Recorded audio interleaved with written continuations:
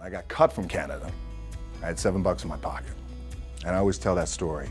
So now my production company is $7, advertising agency is $7, everything is $7.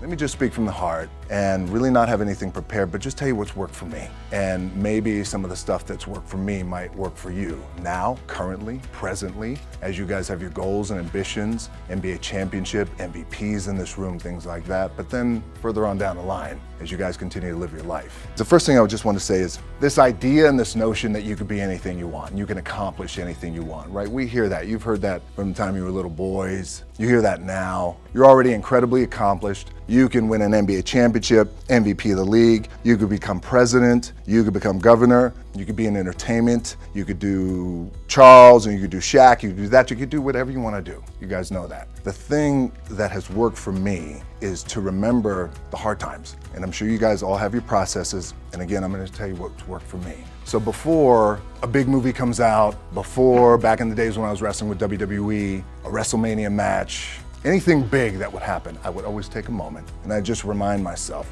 I was evicted when I was 14. We were kicked off the island. We couldn't live in Hawaii. Had no place to live. A lot of shit happened. Then when I moved to Nashville, I was arrested multiple times by the time I was 16 years old. Like, I remember that.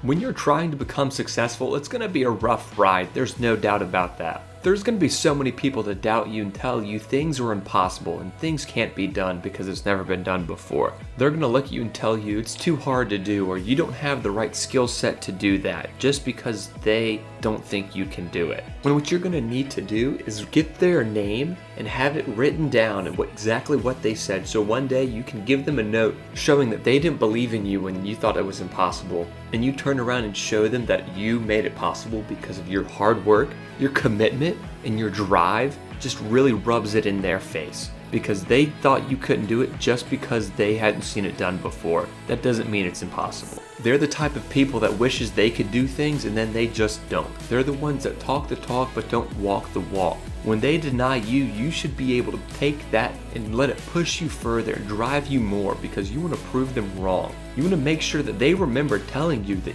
they didn't think that you could do it and making you feel bad, but in actuality, they're the reason why you achieved your goals and why you achieved their dreams, just so that you could tell them they were wrong and legitimately be right, instead of them telling you you were wrong and not even knowing that they were anywhere close to being right. They were completely and utterly wrong because they didn't know how driven you would be and how great your work ethic is. I have to say, growing up and the examples that were set for me from my parents, you know, we struggled a lot. There was a lot of struggling going on. My dad was very successful in his own right. He was a professional wrestler, so he was a local star at that time before the business of professional wrestling became global, if you will. But there was a lot of struggle, and watching them struggle and watching them pull through it, and having that example. And also, not only in addition to that example, I think consistently being told that whatever it is that you want to do, you've gotta get after it. There's no substitute for hard work. Hard work always pays. You know, those type of mantras over time.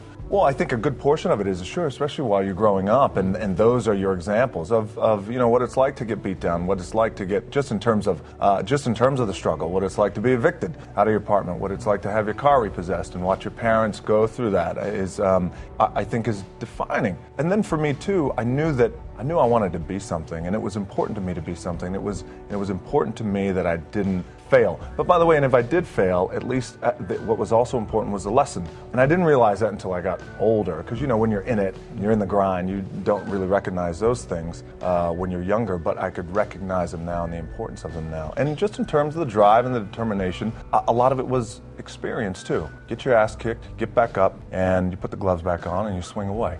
It just gives such perspective. When we were 14 years old, we lived in Hawaii, and we lived in a small efficiency apartment. And my mom and I came home, and I'll never forget, the rent was $180 a week. And there was an eviction notice on the door. And it was the final eviction notice. Like, that's the one. My mom started crying, and I never forgot in that moment. It was a seminal moment for me because I felt like I never want to be in this position again. What can I do? So at 14 years old, I thought, well, the heroes in my life, Muhammad Ali, for example, professional wrestlers, they're all men who have worked hard with their hands and they built their body.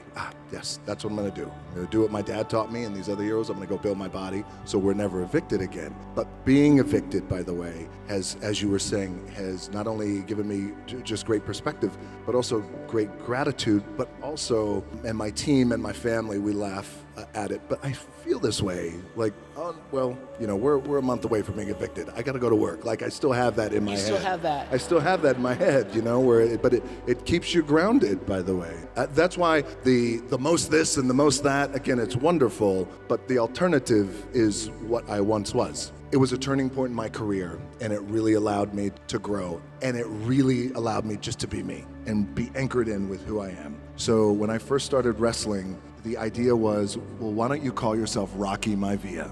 Out of respect for your dad, Rocky Johnson, and your grandfather, Peter Maivia. I hated the name, and I thought, well, I just wanted to make my own way, and I wanted to be independent. I love my family, but I don't want to do it like that because it feels like I'm trying to leverage their fame. The powers that be said, nope, that's your name. I was also told, well, when you go out and you wrestle, you have to smile. I want you to smile big. This is in the WWE. The idea was, I was a rookie in the wrestling business. I was the wrestling business is a term called babyface, which is a good guy. I was being groomed as a good guy wrestler. Young. The idea was you're grateful for the opportunity. So when you go out there, I want you to smile. You can't smile enough. And I thought, well, what if I lose? Nope. Yes, exactly. So a few months later, the company made me the Intercontinental Champion. And then a month later, we go into the annual biggest event. It's like the Super Bowl of wrestling, WrestleMania. And it was WrestleMania 13. By the time I got to Chicago, WrestleMania, 16,000 people in the middle of the ring. When I was in the ring, and I'm supposed to be a good guy, and you're supposed to cheer me, 16,000 people were chanting, "Rocky sucks." For me, failing has become critical in my growth. I graduated from the University of Miami. I had a terrible senior year. I had a bad injury. You only get one shot as a senior. You don't come back. And Warren Sapp came in and lit the world on fire with how he played. Pushed each other. We were partners. He outplayed me, beat me out of my position. And I had a really terrible year that year. Graduated, didn't get invited to the combine, and I didn't get drafted in the NFL. And I had one option, and that option was the CFL. So now you work so hard for 10 years, and draft day comes. You only get one shot. Warren Sapp gets taken in the first round. All my other teammates who are NFL worthy were gone. They're in the NFL signing their big contracts. And I signed a contract in the CFL to make $350 a week Canadian. That lasted for 3 months, and I got cut. I got sent back home, and I had to move back in with my parents at 24 years old after I left at 18, ready to tackle the world. And in my way I did, but I had fallen so flat on my face for the first time in my life. I was depressed, asking myself why me? How can this happen? I worked so hard. Hard work pays. I always thought it's not paying for me. I got nothing. I literally had $7 in my pocket, so my $7 story.